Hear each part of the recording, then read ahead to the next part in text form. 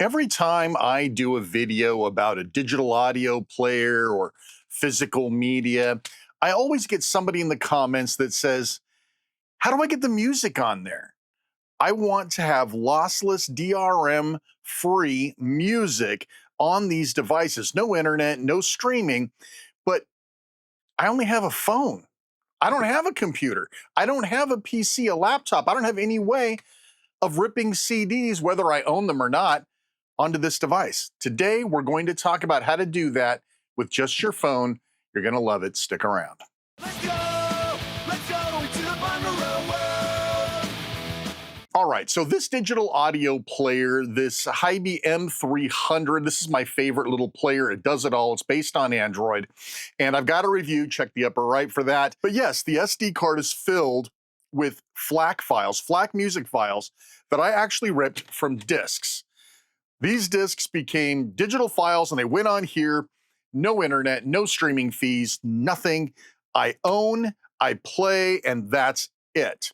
But as again, so many of you have said, but Shane, I don't have a PC. I don't understand. I've had a computer in my house since 1979. I can't even imagine the concept that somebody in 2026 doesn't have a PC, but you guys have spoken. I'm going to help you out. So if you have a collection of CDs, that's a good place to start. Right? If not, it's time to go to our buddies at Goodwill or your local thrift stores and take a look. As you can see, I'm paying 99 cents a piece for these discs. 99 cents. And you know how many songs you get, it's all depending.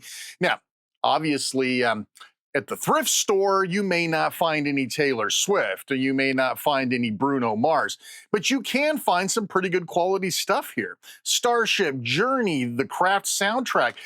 This is awesome. This is like Journey's greatest hits on 2 CDs. Now, this one was $1.99 because there's 2 discs in there. But yeah, I mean, listen, Grease, if you're looking for something like that, listen, there's a ton of music available for $1 a piece. And if you don't like these, go down to Target, buy a CD there. You don't like what you see at Target, go to eBay, buy them there. At the end of the day, you obviously need to own music before you can rip it and put it down here.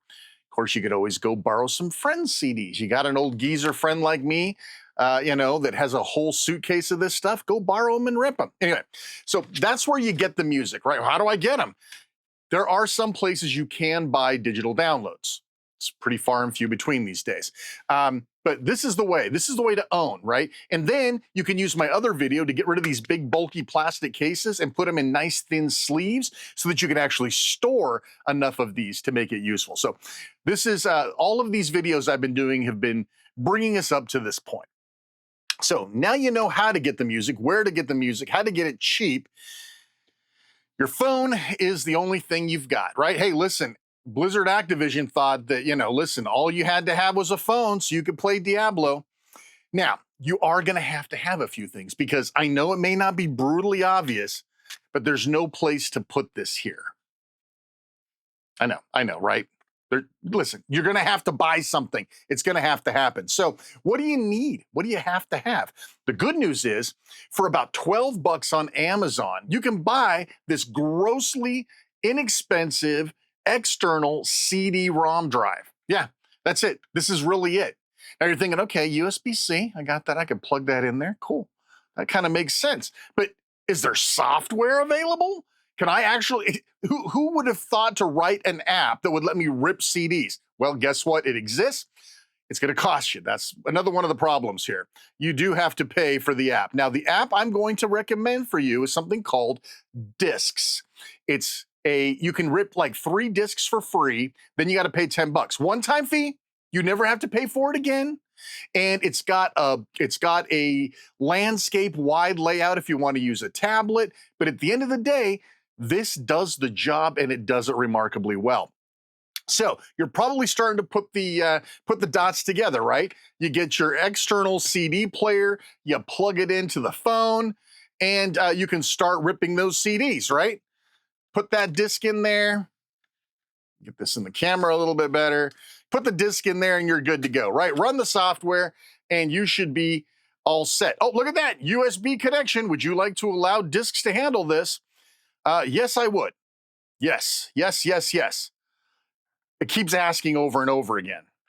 And what you're seeing here right now is a problem. Now, this is an Android device. I don't do anything Apple, but I'm sure Apple will have a similar problem. This is an Android-based digital audio player. It has the same problem. You're thinking, okay, well, damn it, we were so close. We have a CD player that plugs into the phone. We got software. We're good to go. What's going on? Well, let me tell you what's going on. This is a remarkably mechanical device, right? There's a motor in here, it spins, there's an arm spindle that goes in and out. Yeah, so there's a lot of juice required for this. So what you can do is you can actually buy a little device.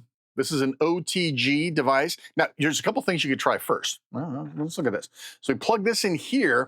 What if we plug the other side into a power brick, right? That should supplement the power needed for the CD player. Let's see if that works for us. It's still thinking. It's also already been ripped here too, so it might say something. It's still struggling. No, this isn't going to work. That's a great idea. That would be great if that would work, but it doesn't because the power isn't working the way that it needs to. This power isn't giving the OTG connection here enough juice, so that's not going to work. We need one more element to make this guy function. I know it's like, damn it, Shane, now I've got to buy the software, I got to buy the drive, I got to buy the discs. When's this money pit gonna end? Well, this is it. This is the last guy.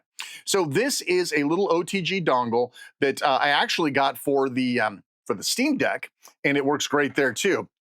We're gonna use this to plug the drive in to the USB-A port. And then we are going to use a simple power input. Let's just move that over here, and it's starting to get a little crazy here, right? And we're going to plug that in. What this is doing is it's giving the OTG or the USB-C bus enough juice to actually get the job done. That makes this all stable. So again, I'm going to tell them it's okay, it's okay. It's okay. Listen, everybody wants permissions now, right? So we are going to need another cable. So we're going to just use a USB-A to USB-C to charge and power this subsystem right here. So with this juice in place, this OTG providing a bridge from the drive into the phone with ample power being used to power the bus. This is how we're going to make this work. We're going to give it permission, and now we are rocking and rolling. Now, I've already done OMC, so let's see if I can just move this out of the way a little bit. I know you need a bigger tabletop for this sort of thing. Let me take this out so we can start from the beginning. That's a very white disc. All right, we'll put that in, and let's take a look.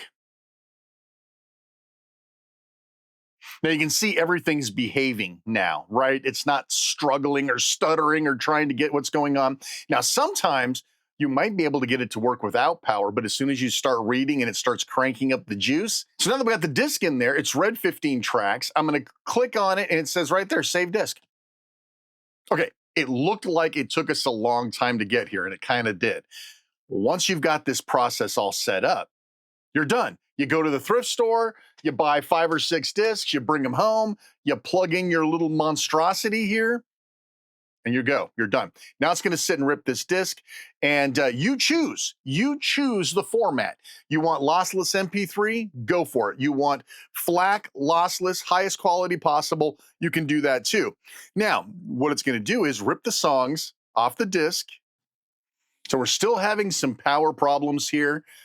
It's trying, it's getting closer, but this cable probably sucks, and you may end up having a sucky cable too. Fortunately, I have a nice power brick over here, a nice USB-C, plenty of juice for this guy. I'm going to plug this guy in. This should solve our power problem. So you're going to need to make sure that you're feeding some juice in here. This particular dongle will take 100 watts. That should be more than enough. So now that we actually have good juice, probably have to use a brick, maybe not a power supply, depending on what you're using. Let's try to save the disc again. Now, I could have cut all this out and just BS'd you guys and told you, just plug it in and it works.